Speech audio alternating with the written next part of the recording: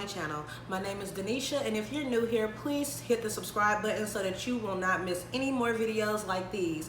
Also, if you're back, I just wanted to say hi family, welcome back. How are you today? So in today's video, I am going to be talking about my top 10 study tips to help you succeed in nursing school. I just had 2 exams, which I mentioned in my last video, and I aced one of them, and the other one I was literally like 4 points away from acing it. Like literally, you have to have a 92 to make an A. I made an 88, so yeah, you do the math. I'm really upset with myself because it was me second guessing myself, and I could have did way better. However, we're going to get into these top 10 tips that I have for you today, okay? So tip number 1 is know your learning style. You know your learning style and how you learn, you'll be able to succeed because you know how you learn. Only you can tell how you learn. Whether you're an auditory learner, whether you're a visual learner, or a hands-on learner, however you learn, just be sure you know how you learn. And there are plenty of tests out there that you can take online that will give you a little assessment to answer just a few questions, just to see how you react to certain things. And it'll tell you exactly what kind of learner you are. Me, myself, I'm an auditory learner. So I have to hear things be explained to me, and I also try to, when I write my notes and things like that, I try to read them out loud to myself, because if I hear them and repeat them and my teacher is saying them and I hear her say it, then I am putting things together in my brain and working them over, trying to figure out how it means to me. Also, I call myself recording my instructors a lot, because when you record your instructors, you can also go back, review your notes that you had in class, and compare them to what she's saying. And then I can, go back and put the notes to the words, and then you can learn that way as well. So yeah, be sure that you know what kind of learner you are. If you're a hands-on learner, you're probably going to learn from actually doing things and touching and, actually working through the process. And if you're a visual learner, all you need to do is look at it. Like, I have to see it one time. Maybe watching YouTube videos may work for you, and you'll be able to succeed that way. But yeah, just know your learning style is really important. So tip number 2 is don't be afraid to ask questions. If you're in class and you don't understand anything that your teacher is saying, or it's going over your head and you're looking around like, girl, look, I don't understand what she's saying, raise your hand. I mean, it doesn't hurt, because I'm sure the person next to you, they don't understand either. They're probably afraid just like you are. So don't be afraid to ask questions. No question is a stupid question, period, point blank. There's no reason for you to have your mouth shut in class when you're the one who's in control of your education. Say if you're paying for it yourself, or financial aid, student loans, whatever, you have to pay that back. So you're paying for your education. It's important. Ask questions, okay? Just don't be afraid, right? Number 3, make use of your objectives. Usually before a chapter in your book, you're gonna have objectives there. It's gonna say key objectives, or what you're gonna learn within this chapter. Take advantage of those. That's basically what you're gonna have on your exam, or a summary of what's going on in your chapter. If you can answer those objective questions thoroughly, more than likely you have a good understanding of what's going on in the chapter. And if you have a good understanding of what's going on in a chapter, you're more than likely you're gonna understand everything that's on that test. So just make sure you use those objectives. They're there for a reason. I do, works perfectly.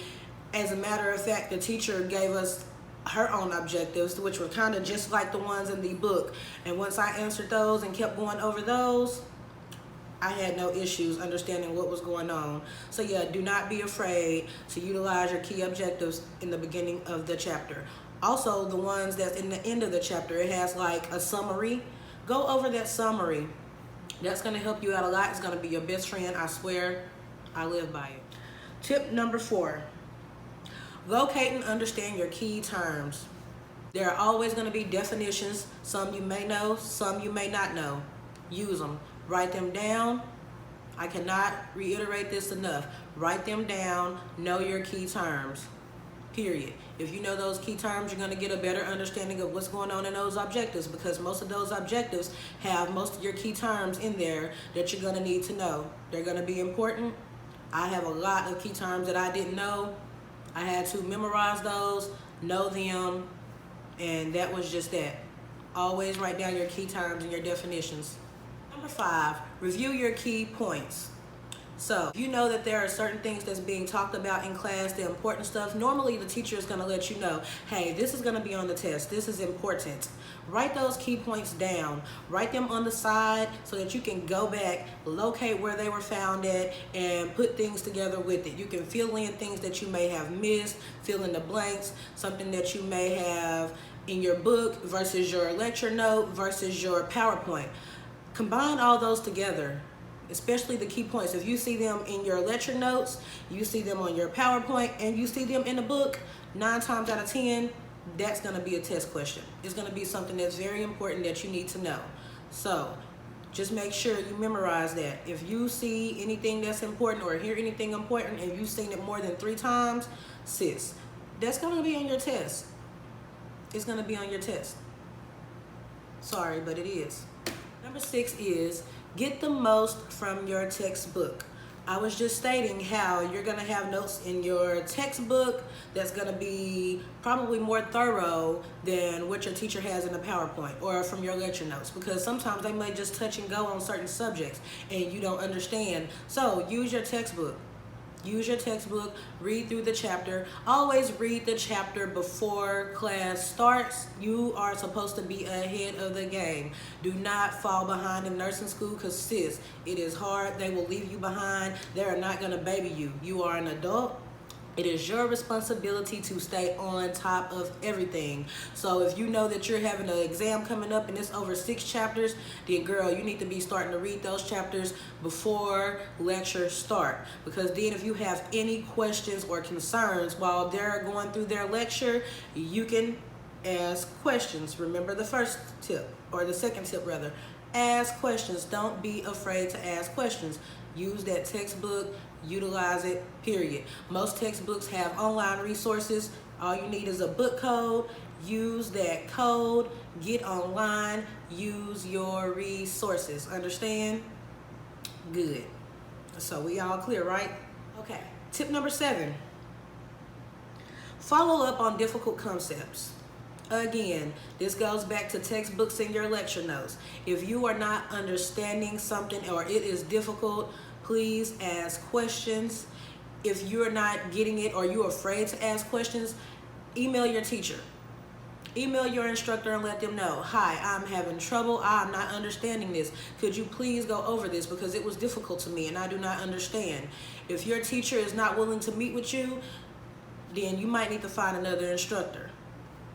Most of them, though, is pretty good. I know at my school, our instructors are there for us. They have meeting times for us. Like, we can come to them at any given time whatsoever, because they are wanting us to succeed. Your instructor should want you to succeed too. So if you are having difficulty keeping up with things or understanding what is given to you in your lectures, please don't hesitate to email, call, set up a meeting, whatever you have to do. Just don't be afraid to do it. You know, like I said, this is your education. It should be important to you. So, hey, ask questions.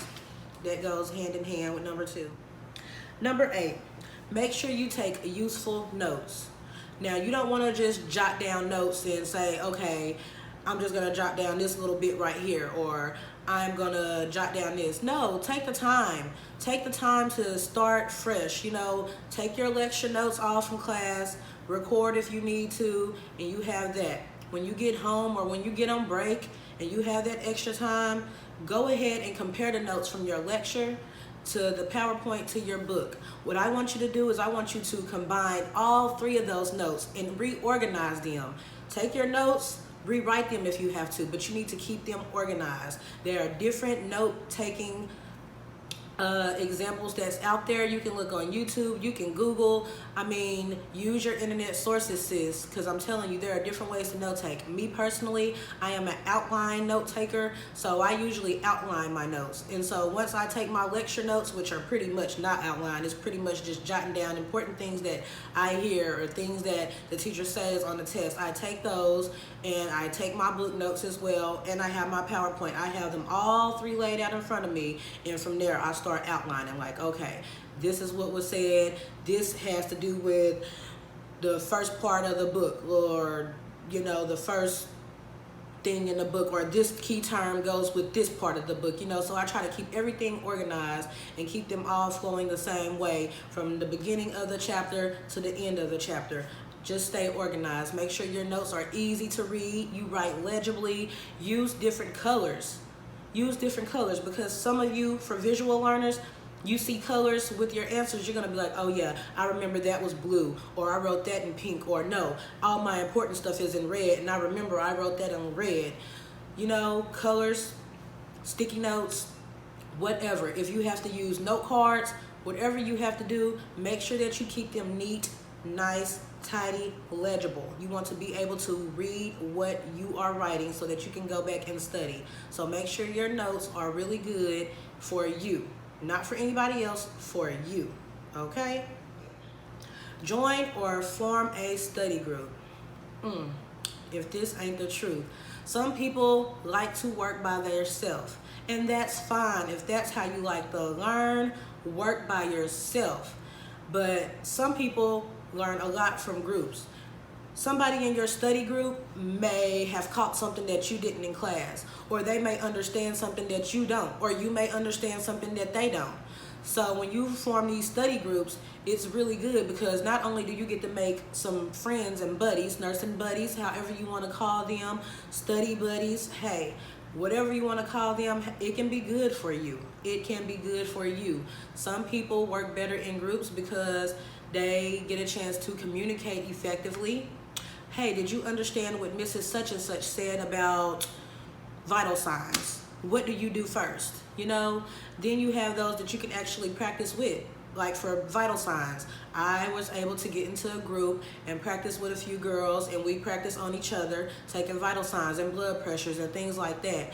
And we were able to help each other out a lot. And then not only that, but then when it was time for our skills, being that we were so confident because we had worked on each other, we went in there like, girl, you got this. And we were motivating each other, and each one of us passed our skills test. So like I said, studying in groups cannot be bad all the time. You actually make friends, you learn more, and you can thoroughly get the information that you may have missed or misunderstood. So that's another tip. And I mean, hey, it's not for everybody, so I understand. But hey, it's one of my tips. Use it. I'm just saying, try it out. It might work for you, it may not, but just try it anyways, okay? Okay, tip number 9. Improve your study skills. You have to time maintenance your study time. Dedicate time to study, and don't just say, okay, well, I'm gonna study, or you wait until the last minute and you're cramming for a test. Sis, you're gonna stress yourself out. You're gonna stress yourself out really fast and overwork yourself. So what you need to do is make time, plan ahead, make sure that you are doing what you are supposed to do so that you will not get behind. So what you need to do is set aside, have some, like an organizer, a planner, or something like that.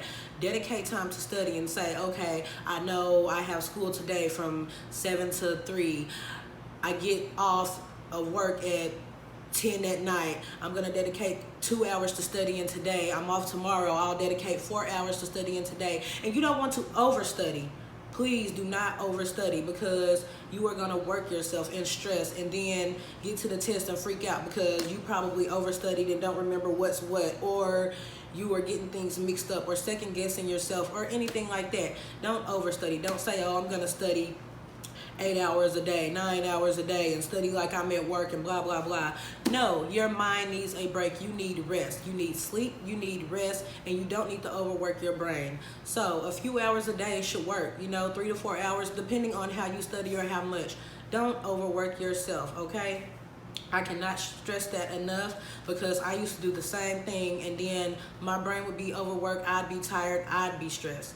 So slow down some, take your time, make it useful, but please don't forget to study. Don't just say, oh, well, I'm not studying today. I'm going to dedicate all day tomorrow to study. No, you need to study every day, a few hours a day. Don't just say, I'll push it off. I'll push it off. If you keep pushing it off, you're never going to get it done. So make sure that you keep studying and using that time wisely, okay? Okay, time for my last tip. Last tip. Tip number 10. And that is always have fun. Period. I know that's not really a tip. Have fun studying. Well, how do you do that? Make it fun. If you don't like it, you're not going to want to do it. Find ways to make studying fun for you, or make it relaxing, or put yourself in a situation that you have to study. If you like quiet corners, put yourself in a quiet corner. If you like soft music, play your soft music in the background. Me, myself, I have found out that I like instrumental music. Maybe some things like jazz, Hertz tones. Oh my God, have you guys tried Hertz tones before?